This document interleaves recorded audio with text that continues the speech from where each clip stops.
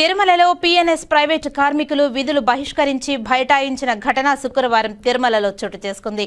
కార్మికులు తెలిపిన వివరాల మేరకు పిఎన్ఎస్ సంస్థ ఆధ్వర్యంలో సుమారు 300 మంది కార్మికులు పనిచేస్తున్నారని, ఎవరికి పిఎన్ఎస్ సంస్థ సరిగ్గా జీతాలు ఇచ్చిన పాపాన పోలేదని కార్మికులు ఆవేదనను వ్యక్తం చేశారు.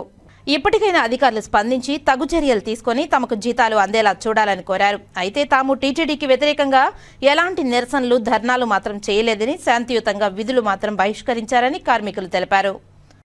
ఏమయ్యా ఏమ్మా మీరు డ్యూటీలకు పడదు అడిగితే మాకు జీతాలు రాలేదు, దానివల్ల మేము డిమాండ్ చేస్తున్నాం అని లక్ష్మయ్య గారు చెప్పారు. వాళ్ళ వర్కర్లంతా సరే ఈరోజు పడతాయంటమ్మా మీరు డ్యూటీలకు పోండి అని చెప్తే మేము జీతాలు వేసిందాక పోము అంటే లెటర్ పెట్టండమ్మా, లెటర్ పెట్టి డిమాండ్ చేసుకోండమ్మా, పూర్తిగా డ్యూటీలకు పోకుండా మాత్రం నిలిచిపోయి మీరు ఫైట్ చేయొద్దండి, డ్యూటీ చేసుకుంటే మీరు ఏదైనా మీ విషయాలు ఉంటే అడగండి అంటే లేదు జీతాలు ఇస్తేనే డ్యూటీకి పోతామని చెప్పుకొచ్చారు. అంటే నేనంటే మేస్త్రి పని చెప్పేవాడిని, నేనేం వాళ్ళ జీతాలు పాస్ చేసేవాడు కాదు.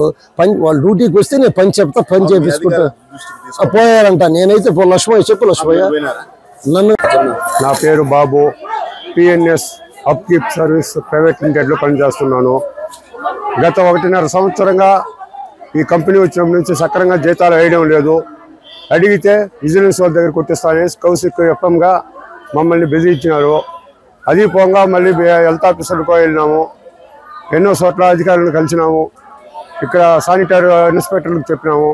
అయినా వాళ్ళను కూడా వీళ్ళు ఈ తేదీలు వేస్తాం ఆ తేదీలు వేస్తాం అనేసి ఇంతవరకు మాకు జీతాలు సక్రంగా వేయడం లేదు. కాబట్టి మేము డ్యూటీలు బహిష్కరించి కొద్దిగా ఇక్కడ వచ్చి బయట కూర్చొని ఉన్నాము. ధర్నాలు మాత్రం ఎలాంటిది చేయలేదు. పిఎన్ఎస్ కంపెనీలో మేము పనిచేస్తున్నాం. సుమారుగా 300 మంది పనిచేస్తున్నాం. 300 మంది పనిచేస్తూ ఉంటే మాకు నెలకి మేము అడుక్కునేట్టుకున్నది అయ్యా జీతాలు అనేసి అన్ని కంపెనీలు వేసినారు. మాకు మాత్రం మేము ఏం చేసినాం, మేము అందరూ పేదవాళ్ళు, మేము మాత్రం ఏం చేసినాం. కాబట్టి మాకు నెలకి కరెక్ట్గా జీతం వేసేట్టుగా స్వీకరించండి. నెలకి 1000 రూపాయలు 2000 500 పట్టేస్తున్నారు ఆ కంపెనీ వాళ్ళు. అడిగితే ఈయన పెద్ద వచ్చేదేలా ఈడికి 15 మంది సూపరాలు పెట్టేసినారు. 5 మంది చేసే పని 15 మంది సూపరాలు పెట్టుకున్నారు. రోజుకొకరు అడిగితే మాకు తెలుదు, రేపేస్తాం ఎల్లింటికి వేస్తాం అని అట్లా పూస పని చేస్తున్నారు. ఇన్స్పెక్టర్లు అడిగితే మీరు నేను ఉన్నాను మీకు సహాయంగా మీరు రండి అని పని చేయించుకుంటున్నారు. ఇన్స్పెక్టర్లు రోజుకొకరు వస్తారు, సూపర్వైజర్లు రోజుకొకరు వస్తారు.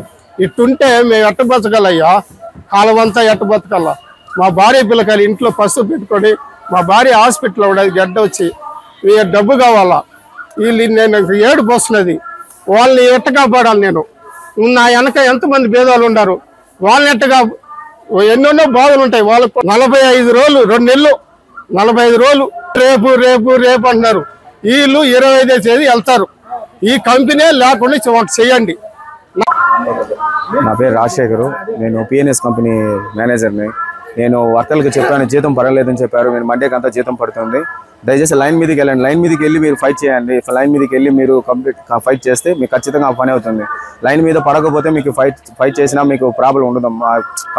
కంప్లీట్ వస్తే పెడితే మీకు పని అవ్వదు. మీరు లైన్ మీదకి వెళ్ళి కంప్లీట్ చేయండి, అప్పుడు పని అవుతుంది. మీకు పని జరుగుతుంది, మీ శాలరీ పడుతుంది. అలా చేస్తే మీకు పని అవుతుందమ్మా. నేను రిక్వెస్ట్ చేసుకున్నా, మా వర్కర్లు అయితే అసలు వినడం లేదు. తప్పనిసరిగా మేమైతే డ్యూటీకి వెళ్ళము, మేము చేయము అని చెప్తున్నారు. నా ప్రయత్నం నేను చేశాను సార్.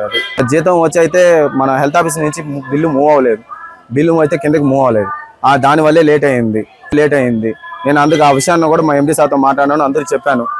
మన వర్కర్ల దగ్గర కూడా నేను చెప్పాను, బిల్లు అయితే మూవ్ అవ్వలేదు కానీ మండేకి అంతా మీకు ఖచ్చితంగా పడుతుందని చెప్పాను.